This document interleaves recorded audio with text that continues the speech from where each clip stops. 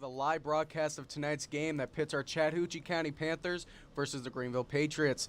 You can just look out, and the mood is electric right now. You have cheerleaders, you have students, you have parents, you have teachers all out here hoping and praying that Chatco can secure a win tonight. I'm your anchor, Matthew Shields.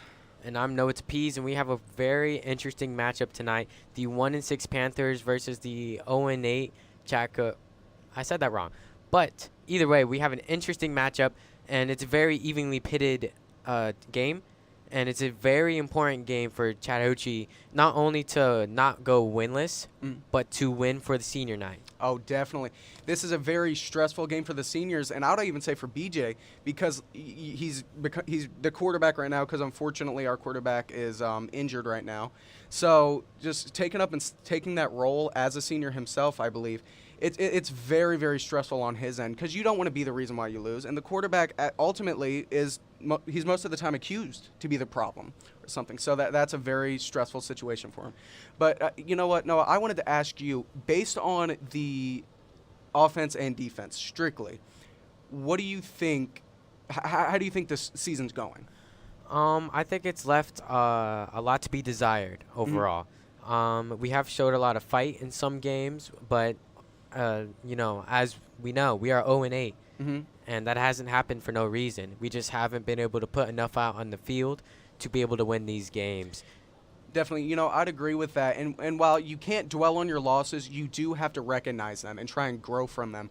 And, it's not an excuse, but there are some troubles that are hitting this team. You have a new coach, and you have non-returning players. I mean, you have to build a foundation as a coach, and when you don't have that relationship quite yet, it's a bit difficult. But I think Coach Jacobson is doing really well in building that, and I think that this is a very good season to start off and start finding the flaws that they can build off of, finding the good and the bad, if you could say. So I think he's really successful in that, right? But in regards to the players, keeping in that vein, I wanted to ask you, MVPs, who are we looking at tonight? I don't have a specific MVP. I just think the run game needs to be on fire tonight. In order to win this game, we need to be able to pound it down. We need to get in between the tackles. We need to overpower. We need to drain the clock and not let the opposing offense on the field. Oh, definitely. I'll say, like you were saying, since we have a new quarterback, they're definitely going to be running the ball a bit more, as I would assume. So, Akeem Damon, I'm going to be looking out for him for running back, because I feel like he's going to have his mind in the game, and he's going to know what he wants. He's going to know where to go. So, I feel like that's something we should look out for. BJ, I think we need to look out for BJ. I mean, he could be, the rising star. We don't know. I haven't seen him as quarterback, but he's a very, very, very good wide receiver. So, talent is talent. So if he has a talent as quarterback, he could definitely bring this game to a win for Chatco. We actually had the pleasure of interviewing Coach Josh Jacobson earlier today. Our reporter Gavin Prophet was able to. So we're going to show you guys that right now.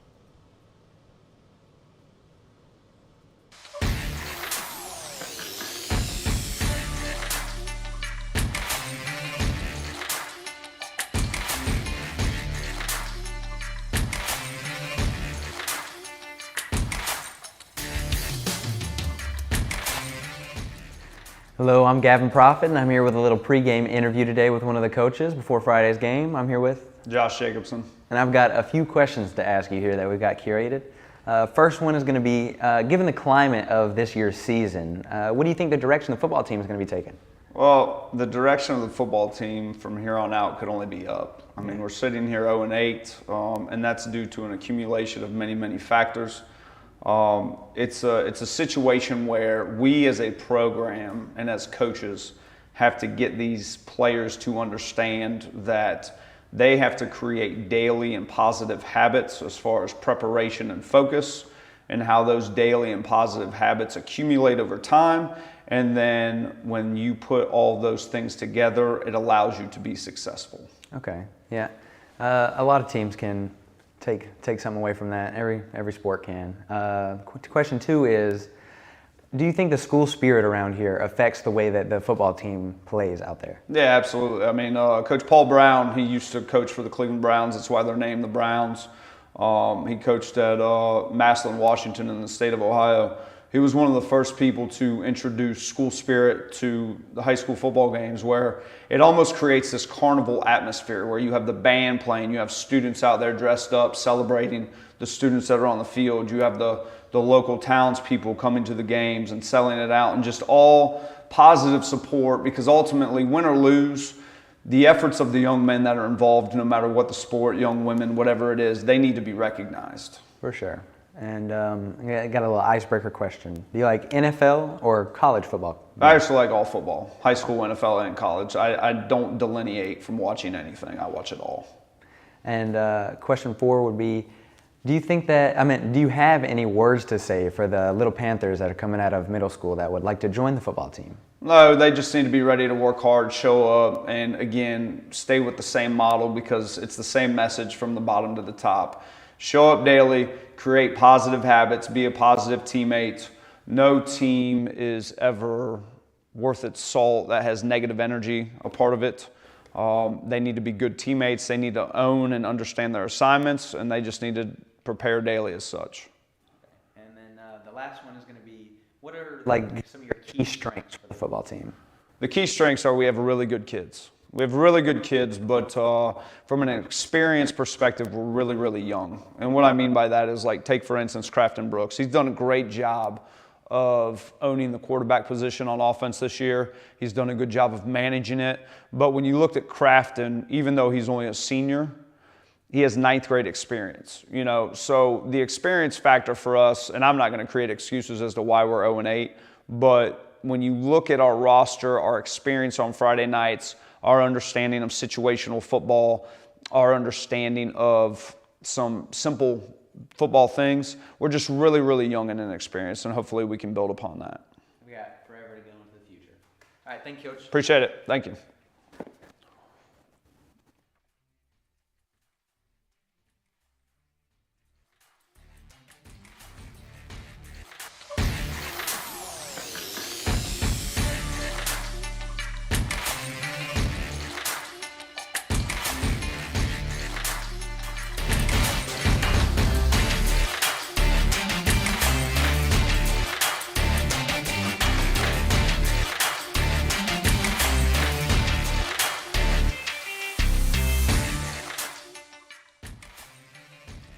Okay, and that was a great interview by Coach Jacobson.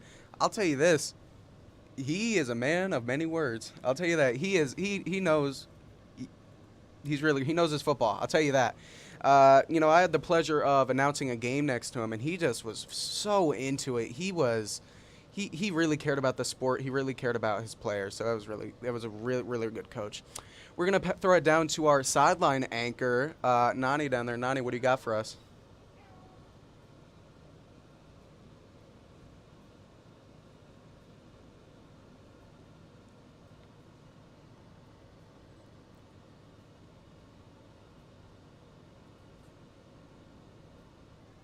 Okay, hey Keisha and y'all, my name is Nay, so I'm going to ask her some trivia football questions. I'm ready. Okay, name 5 quarterbacks in the NFL. Cousins, Prescott, Jackson, Lawrence, and Rodgers, and Herbert. Okay, y'all, she got it right. Okay. I know that's right.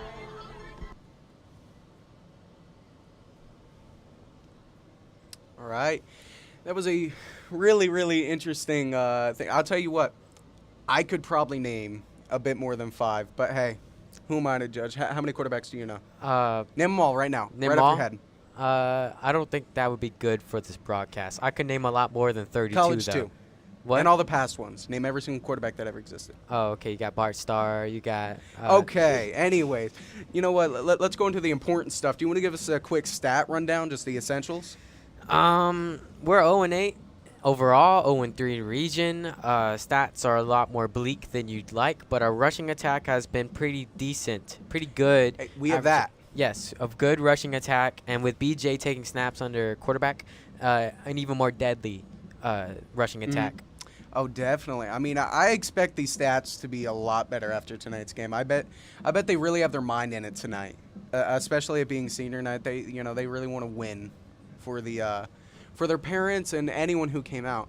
I can see the guest side is a little barren right now, but I don't want to say anything, you know.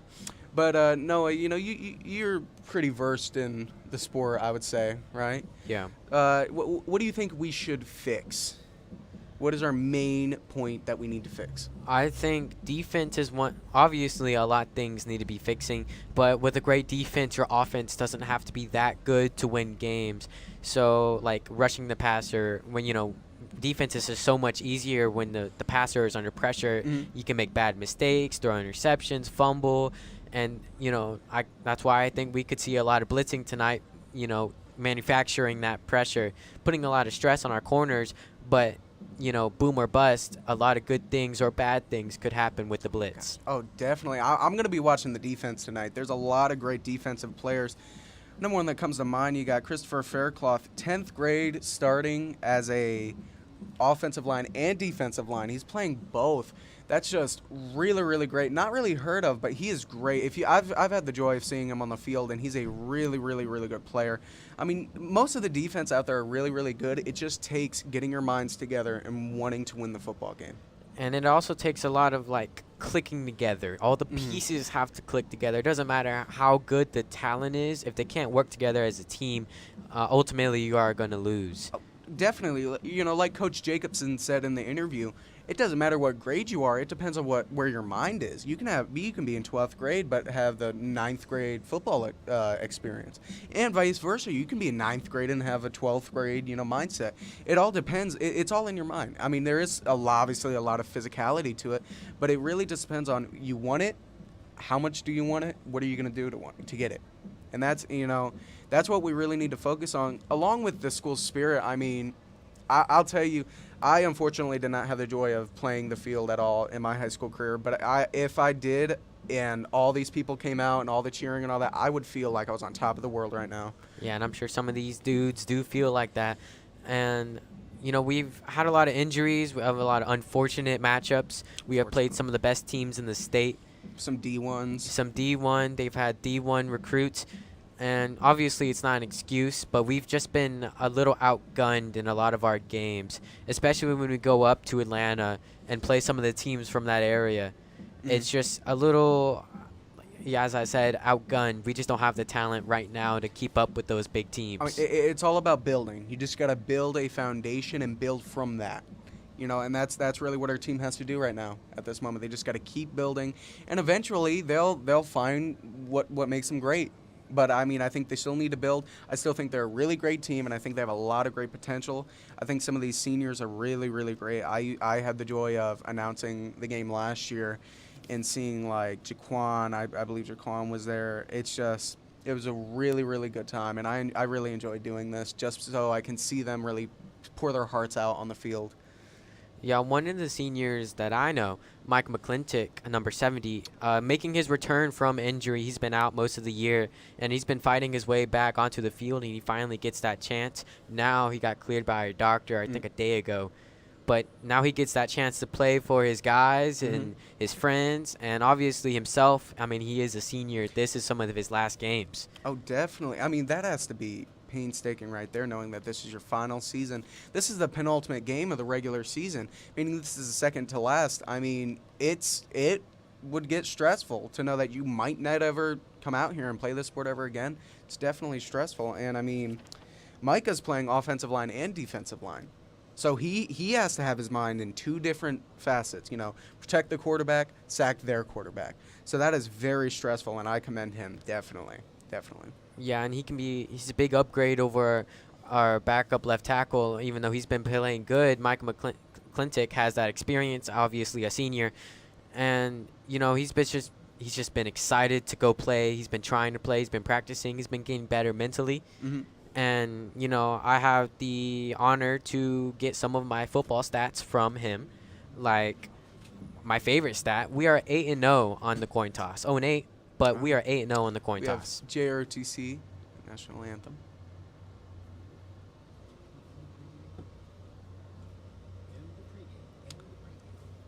And we'll see you guys in just a few short minutes where we'll show this in the rest of the game. Have a great night.